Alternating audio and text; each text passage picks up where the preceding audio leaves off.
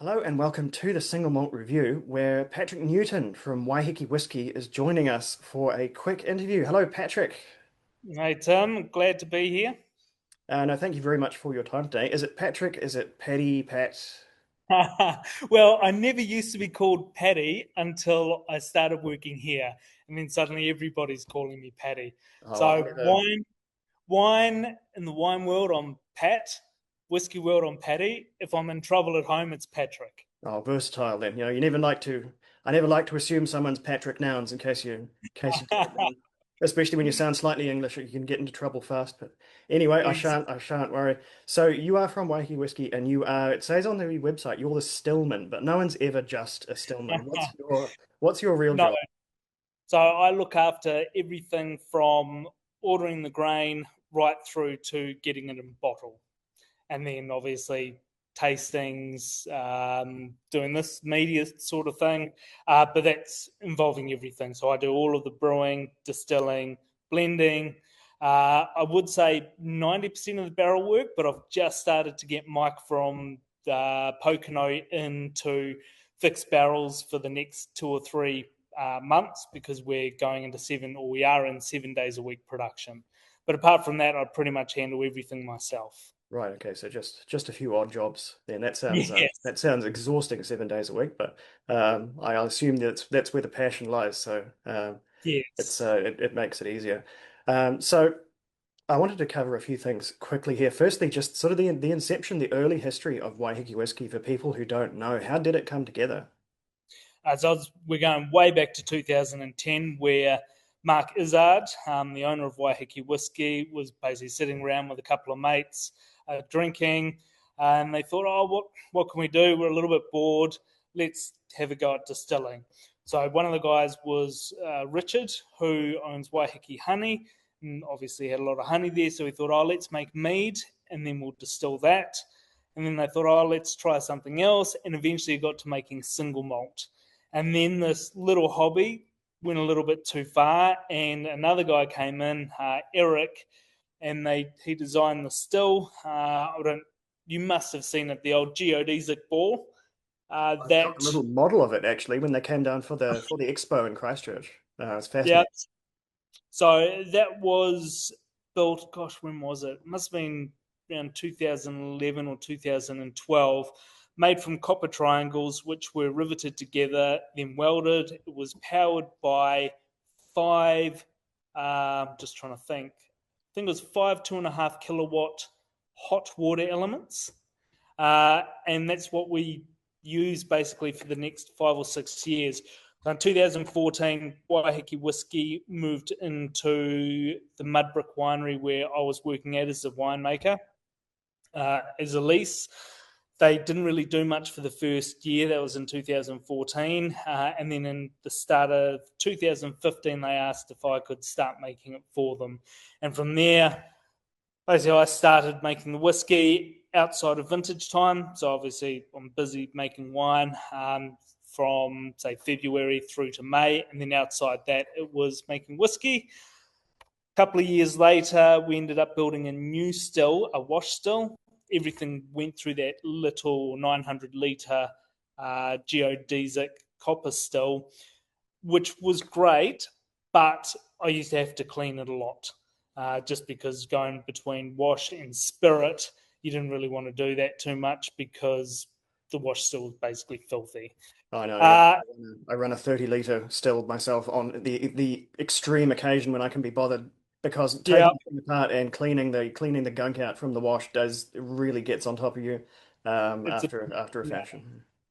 So yes, we ended up building another still. It had the same geodesic top on it, but it was a stainless steel bottom. It was an old dairy vat, and that was run on three 5 kilowatt elements. Basically, I made that right up until, gosh, when was it? 2022, when the idea of the Heke and a new distillery and brewery were being thought of. So Waiheke Whisky teamed up with Waiheke Brewing Company. A block of land was purchased, a restaurant was built first, and then as soon as that was done, they came up behind it and started building a brewery and distillery. and that was commissioned in, when was it? November 18th, 2023 was first barrel that we put down of whiskey. Basically, we've been here ever since. We wanted to, with the new stills, which you can see behind me, we wanted to take that geodesic shape and carry it through because we were getting great results from it. And we wanted to have some, well, we wanted to look back and carry that history through with us, really. Mm. Yeah, so the And then new we stills, what's the capacity upgrade? Because they look pretty they look like production stills from the photos. yeah, so we're not mucking around anymore.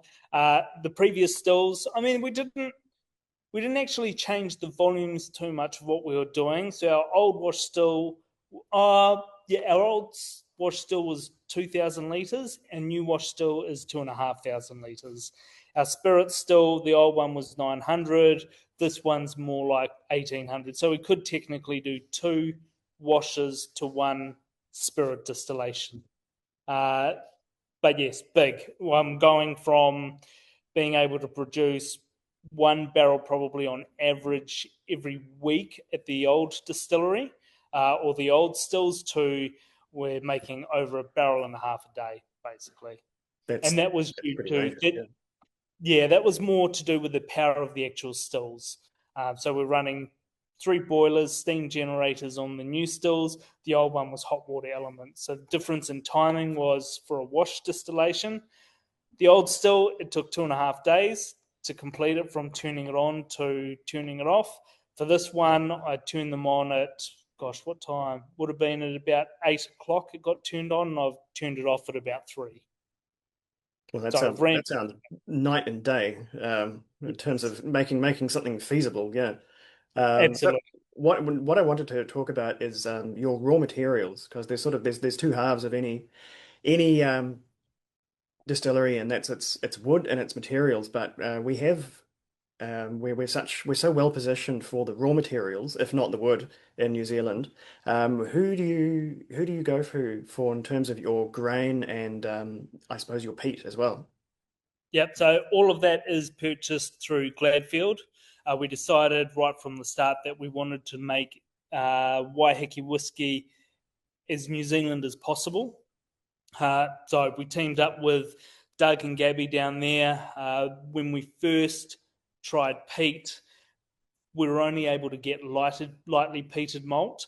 And so we worked with them and basically asked, can you make it heavier, heavier, heavier? And I think it took about 4 or 5 batches for us to get to where we like it, which is a minimum of 50 ppm. Yeah, so all of our malt comes from Gladfield, both distiller's malt and peated. And our barrels, apart from the wine barrels, which I source locally on the island, the bourbon cask, like the ones behind me, we're getting from Jack Daniels. Right, yeah, because I think the wood management, which you'd be exactly the guy to talk to. I think that's where a lot of New Zealand distilling is still sort of figuring it out. I think by and large, from what I've tasted, our spirit is really getting there. It's access to the right casks in New Zealand Yes, seems to be the challenge because we've got just about all the ex wine barrels we could want because that's what we do here. It's what we used to do.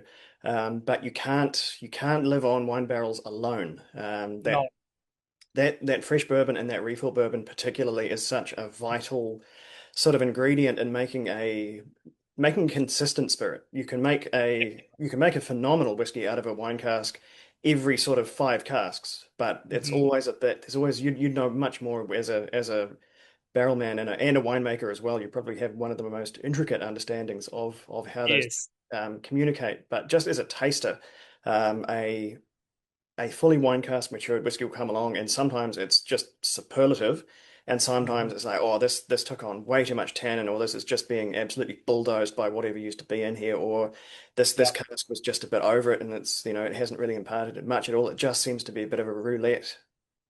Absolutely. And the fortunate thing with us making whiskey down at the winery is we did most of our whiskey actually went into wine casks to begin with. And that was a bit of a steep learning curve for me into what actually works and what doesn't. So, as a rule of thumb for me, I don't want to see my whiskies in red wine casks because Waiheke, we're dealing with Cabernet Sauvignon or the Bordeaux varieties, and Syrah, so much bigger, bolder, more tannic varieties than, say, Pinot Noir from down in the South Island. I just found the extraction of hard tannin out of the wood was too much, especially if you're dealing with peated whiskey. For I think for any peated whiskey, it's got to be bourbon, either first fill or second fill. We've decided to go with a lot of second fill bourbon. I think that suits peated whiskey better, and anything sweet. So sherry, any dessert wine, port, they work well with peat. For non-peated, I think you've got a little bit more leeway with it. So we've done, well, I've got barrels down from quite a few different white varieties, everything from a sweeter style Noble Riesling to Pinot Gris, Chardonnay, Viognier, Albarino. They're all looking great, but if I was to put peat in those barrels, they wouldn't look particularly good. I think it's just the aromatics don't work. It's not sweet enough to work with that heavy phenol character of the peat. Yeah, it's quite a funny one. I mean, some of them, we ended up just having barrels which just looked hard. So we ended up pulling them out and either putting it into bourbon casks, which sweetened it and softened it out, softened that tannin, or we put it into stuff like sherry, which sweetened it up as well. Yeah, I think I'm broadly of the same mindset there. The thinking about it in terms of peat is interesting. As a flavor, as a taster, I'd probably the peat is quite an angular hard flavor to begin with, and Yeah, so stacking it on another quite an angular flavor of a quite a tannic red wine, even that little bit of extraction is probably just too sort of yeah, two not super complementary flavors. But going back to peat and spirit specifically, Waiheke Spirit has been on sort of a this is based on talking to the team at last Dramfest where I was able to take a little bit of footage, but the audio quality in that room was um, yeah. apocalyptic. I couldn't salvage it. I could barely even understand myself trying to listen to that back, so it just wasn't going to work. So cheers to the team for giving me time there. But no, that one was annihilated by the enthusiasm in that room, which I can't fault the room for. But at any rate, um, Waiki's sort of turning in quite a peaty direction. Yeah, so it wasn't, well, all of what we did in the early days was non peat. And it wasn't until 2017, 2017 or 18 where I asked Mark and Rosie whether or not they were happy for me to order in some peat and give that a crack. And basically, we loved it. That was actually Bog Monster. Our very first batch turned out to be Bog. Uh, and we pretty much did a 180 turn there. Although we are making a little bit of non-peat, but peated, we love it. I think that we've kind of pushed ourselves as the New Zealand peat distillery because everyone else, pretty much, although Thompson's is doing their Manuka and a little bit of peat, most distilleries are going for the non-peated style, which, I mean, 5 distilleries, 6 distilleries all making non-peated. When there's one doing peated, I think that gives us a little edge in that corner I of think the it's a market. very popular niche.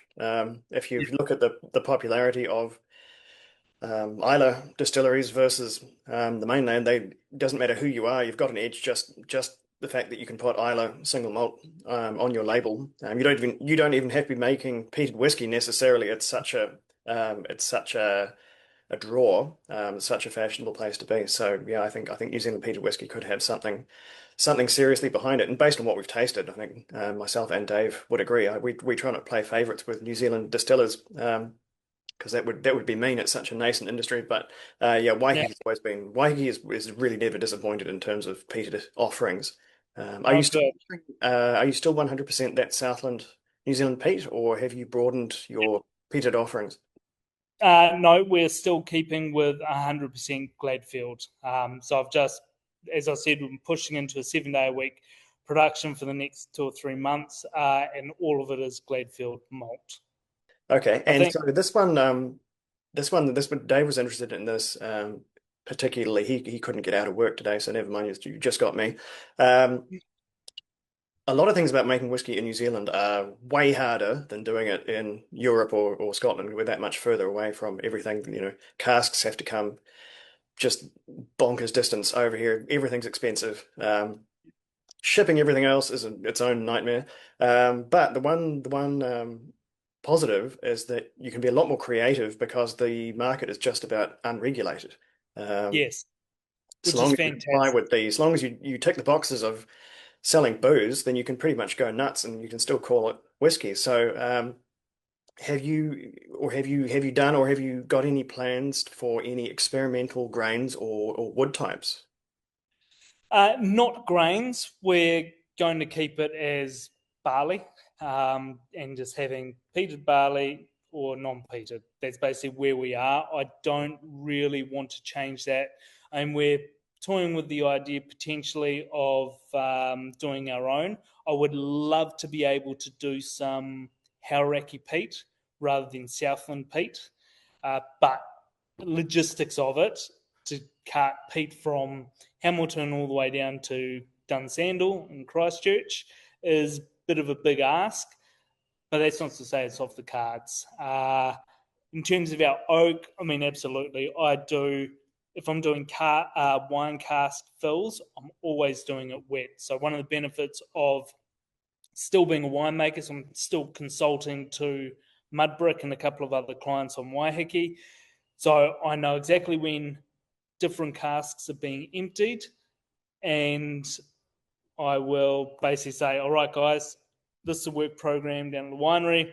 I want you to empty these first thing in the morning. I'll be down at 9:30 and I'll pick up the barrels. So I'll just literally drive 500 meters down the road to the winery, put the barrels on a pallet, bring it straight to the distillery and fill them straight away. When I instruct the guys to empty them, I don't want them washed at all. I basically just want them as fresh as possible. I want all the lees and dead yeast and what have you in the bottom of the barrel to come with it because I think that gives a really interesting texture to whiskey. Uh, yeah, so with that, I mean, generally with my winemaking, I am only using French oak for the white varieties. So a lot of it has just gone to, or most of it has just gone to non-peated, and depending on what style it is, I may put some peated whiskey in it. So we did some Pinot Gris over vintage this year and last vintage, where I barrel fermented it. Basically, we press the grapes directly to barrel on full solids. So if you can imagine when you go to the supermarket and you buy a bottle of orange juice and it's got all the pulp down the bottom, that's what I want when I'm making the wine to go into the barrel. Once the fermentation was going, we left it for maybe for 3/4 of it, and then I pulled it out of the barrel, leaving residual sugar in it because I wanted to make a sweeter style of wine and use that and filled it straight with whiskey. So there will be some, I guess it's my way of doing, say, a sherry cask finish or a port cask finish but with a white wine. It has a little bit of residual sugar in there simply because it hadn't finished fermenting, which can work with peat. But all of it's a trial at the moment. We'll see what it looks like in a couple of years. At the moment, the barrel tastings that I've done, I think that the Albarino, actually all of the white wines, wine casks are looking great. What I think happens is the alcohol breaks down the yeast cells and gives it this really creamy, oily texture, which I love. I think it's going to be a really great blending component into bigger blends, but also something very interesting and unique for single casks or small batches.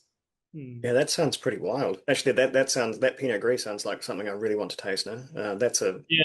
That's a very European approach to Pinot. It must be one of the first to go into oak in the country. I'm really resisting going down a wine hole here because I'm quite fascinated by wines as well. But that's a different conversation. Um, Yeah, I think that, I mean, the great thing about wine is there are so many different styles that you can use for whiskey to complement the spirit. At the moment, I'm trying to source a couple of different kinds, which we don't make on the island, which I think will be fantastic. So one of them is Gewürztraminer, quite a spicy, aromatic, if you think lychees, roses. I think that could work very well with peat, especially if it's made in a sweeter style Yeah, wine. they could do something extremely strange, potentially extremely good Yeah, with a yeah, really characterful whiskey. I don't know. Get in touch with Pegasus Bay. They do a they it's yes, I the do. only Gewurz I know that goes into barrel down here. But anyway, I'm doing it already. I'm going into the wine hole. I was about to ask you a question of emulating autolytic properties in a whiskey, but then we've gone too far if we're talking about that. So. Um, no, finally, what's in the future for Waiheke? Because you guys are moving fast. Yep. So I guess short term, like in the next 2 or 3 months, we're going to release two new dyads. One of them is actually here, the dyad quartet, which has gone through 4 different barrels. Sounds a bit wild, but I quite like to just play around. I mean, a lot of what I'm doing is actual trials and seeing what works and what doesn't. So the quartet was Chardonnay, Port, Apera, and Muscat casks. Uh, just one barrel of it. And that's going to be released at the same time as Dyad, Peat, and Muscat. So liqueur muscat, basically peated malt or a peated whiskey. Aged there, they're both quite unique in style. I think the Dyad Quartet will probably be a whiskey which will appeal to everyone. For me, I love peat and muscat because it's got more of the pure peat character, and I think the muscat sits in the background and gives it a nice lift to it, but it's still peated. Uh, from there, we got a couple of special circumstances coming out, a triple distilled called Heart of Gold, and also our one and only batch of Manuka smoked whiskey, and that's called Operation Manuka. So there's 4 whiskies that are going to come out, I think, from now until Christmas. Then we have, well, basically we're gearing up to the 2 year mark when we can actually release whiskey to, or single malt whiskey to Australia and New Zealand. So early in the new year, I will be blending up the new whiskey. I haven't actually done bench trials, but I'll look to do that in the next probably 4 months. Sit down, make the blends up in my head, leave it in barrel, pull it out, and then get it into bottle with hopefully a release sometime probably late January, February, where we can actually come out to all of New Zealand and go out to Australia as well. So I guess those are the kind of short to mid term goals of Waiheke Whisky. And then obviously after 3 years, then we can go to the rest of the world. And I think the 2 years we'll just keep as a one-off batch for Australia and New Zealand. And then once we hit that 3 year mark, then we'll go with the one whiskey everywhere. But primarily it'll be peated. Right. Okay. Yeah, I think well, I mean, it'll be interesting regardless. But yeah, coming out with a peated straight out the gate, that'll be a unique challenge. But I think probably one ready to be well received because Yes. that's just something you don't commonly get externally. It's brewing, but it's still pretty nascent. It's still something with it's home very much in Scotland. And very lastly, if people want to visit Waiheke, what should they expect if they Uh, make the pilgrimage up? So if they make the pilgrimage to Waiheke, they will come to the Heke, which is the whole facility, and they can have lunch or dinner, but they can also pop up to our bar, have a full range of tastings from the beer to our single malt whiskies, but also our liqueurs and other spirits that we do here. They can book in and do a tour as well. Yeah, I mean, it's great. It's a family friendly environment. The owners, both Mark and Rosie from Waiheke Whisky and Mark and Vivian from Waiheke Brewing Company, we've tried to make it quite a casual, family friendly environment. I mean, there's always kids running around on the playground on the bouncy cushion, but we also do very serious drinks as well. So it's a great. There's normally something for everyone up here, and we welcome everyone. Yeah, the next time I'm even near Auckland, that is absolutely on the list. I would go absolutely mental if I got into that barrel room. Oh, I mean, it's But great. I mean, the great thing about it is we've got barrels here which we can show people, have a little taste, and show the evolution of the spirit as well. I mean, we've got the new make there. We've got 6 month old, 12 months, and what we're coming up to almost 2 years now. Mm. yeah, no, last time I was there, it was to judge beer, and the schedule just did not allow. So I peered out of the plane window and salivated, but that was as close as I got. Um, when Next you come from time. Christchurch, well, you're unprepared for just how unnavigable Auckland actually is. I thought I would be able to nip out and do things, but I was told absolutely not unless you wanted to miss your flight. So another time when I've got a bit more leeway. But yeah, I think Well, that just about covers it. So thank you so much for your time with that. That really has been illuminating to see. Really, like an inside look into one of the premier distillers. I have no qualms calling you now.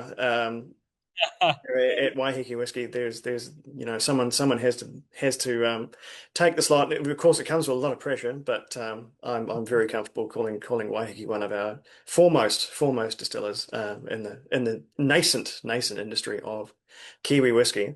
Really oh, good to talk to you, and everyone can see the link to the website if they want to explore further down in the video anyway. But otherwise, this has been Patrick Newton, and thank you very very much.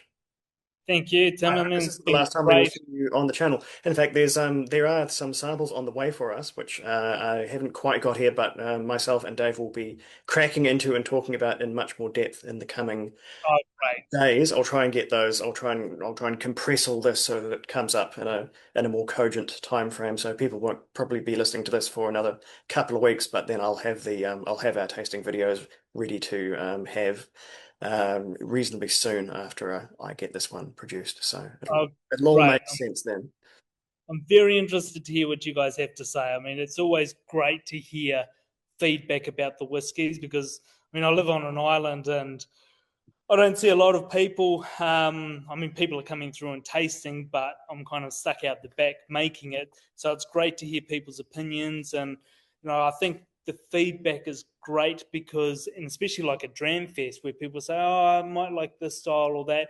If 100 people say they want a particular style, then that's something which I can focus on a little bit more. So it's all learning. It's great. And we welcome people to come to the distillery. We want to hear your feedback so I can make better whiskey. Oh well, you'll get plenty of ours in the next few days when we can sink our teeth into these.